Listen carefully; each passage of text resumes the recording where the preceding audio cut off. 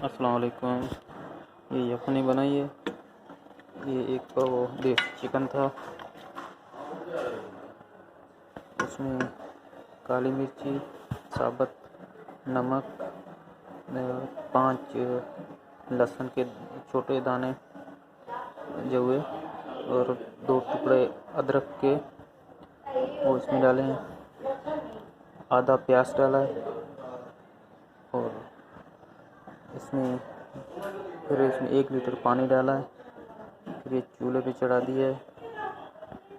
इसको 25 से 30 मिनट इसको बनाया है। सीटी बजने के बाद अब चिकन वगैरह गल गया है। थोड़ा सा और पानी इसको खुश्क थोड़ा कम करूँगा, हमें थोड़ी 1 बोल चाहिए इसलिए। फिर इसी के ऊपर जब बोल निकालेंगे तो फिर उसके ऊपर काली मिर्ची पीसी हुई, थोड़ा सी मामूली इसमें जायका से जितना अपने हिसाब से थोड़ा गरम मसाला इस पर मामूली डालेंगे। ये यखनी तैयार है, बिल्कुल आसान है।